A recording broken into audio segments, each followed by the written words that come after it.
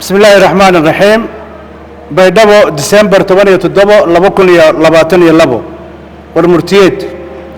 قبسوميدا شركة دبوشيسينتا كوفر قلب سوماليا بيدبو وتشيادي شركة دبوشيسينتا كوفر قلبات وكباقي قدوميها قولها الشعب كمدن شهادة محمد نور شهادة مذوبة ومالمان كسعودي مقالوين كحضر يا بيدبو ayaa la soo gabagabeeyay gudoomiyaha golaha shacabka ayaa soo saaray baaq dib u heshiisiin 19 bishii November 2022 markii uu arkay xaaladda adag ee uu marayo dalka gaar ahaan koonfur galbeed wuxuu soo jeediyay in la qabto shir dib u heshiisiin laguna qabto magaalada Baydhabo sidoo kale waxa soo dhaweeyay madaxweynaha dawlad goboleedka koonfur galbeed Soomaaliya iyo siyaasiyiinta ka soo jeeda koonfur galbeed Soomaaliya 12 bishii December wafdi uu hogaaminayo gudoomiyaha golaha shacabka oo ka koobnaa xildhibaanada dawladda federaalka oo deegaan doorashadoodu ay tahay koonfur galbeed iyo aqoon-yahano ayaa gaaray magaalada Xudur ee xarunta gobolka Boqol si ay uga bilaabaan geediga wada tashiga shirka dib u heshiisiinta 12 bisha December wafdi uu hogaaminayo gudoomiyaha golaha shacabka oo ka koobnaa xildhibaano federaal ah oo deegaan doorashadoodu tahay koonfur galbeed iyo aqoon-yahano ayaa gaaray magaalada Xudur ee xarunta gobolka Boqol si ay uga bilaabaan geediga wada tashiga shirka dib u heshiisiinta ugu horreyn gudoomiyaha iyo wafdigiisa waxay la kulmeen maamulka heer gobol iyo heer degmo odayaasha dhaqanka iyo ururada bulshada qaybahooda kala duwan waxay aad u soo dhaweeyeen dadaalada uu wada gudoomiyaha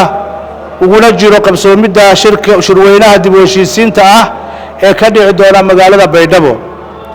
14 bisha December gudoomiyaha iyo wafdigiisa waxay soo gaareen magaalada Baydhabo ee xarunta ku meel gaarka ee dawlad goboleedka koonfur galbeed oo halka loogu madlan yahay in lagu qabto shirka dib u heshiisiinta ugu horreyn gudoomiyaha iyo wafdigiisa waxay la kulmeen madaxweynaha dawlad goboleedka koonfur galbeed mudane Cabdicasiis Xasan Maxamed Laftagareen isagoo soo dhaweeyay dadaalada dib u heshiisiinta ah ee uu wado gudoomiyaha golaha shacabka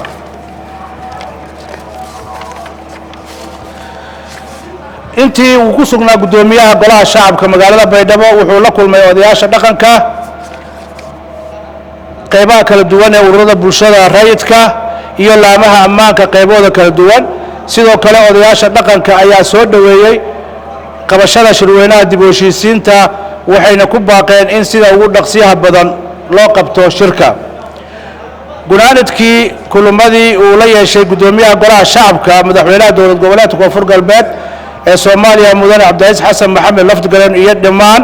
qaybaha kala duwan ee bulshada waxay isla qaateen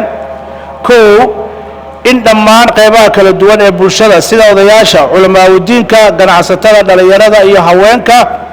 si dhab ah ugu istaagaan dadaalada la dagaalanka argagixisada oo ay hormuud ka yihiin ciidamada xoogga dalka Soomaaliyeed iyo dhammaan qaybaha kala duwan ee ciidanka qalabka sida in la xoojiyo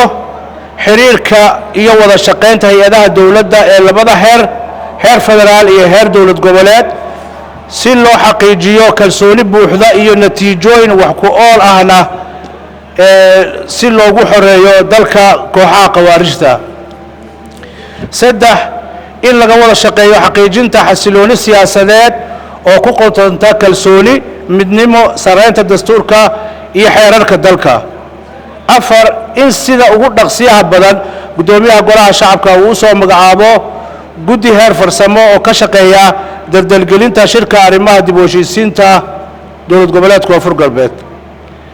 furitaanka shirka waxaa loo asteeyay 5 bisha Janaayo 2023 kaas oo ka dhici doona magaalada Baydhabo 6 gudoomiyaha golaha shacabka أنا كسمع مدحونا جمهورية فدرالكا أيها كم هذا عليي سودوين تي ديرانات وسميي مدحدا إيو شعب كوفر قلبات تضبط وحق قدوميها إيو قلاء إيو مدحونا دولة قبلات كوفر قلبات يسكنها عين إلا سود دايو دمان مع بيستا وحيران أرماها السياسة دا ku xidhan xabsiga dhexe ee magaalada Baydhabo waana la soo daayay waa maasantiin wabillahi tawfiiq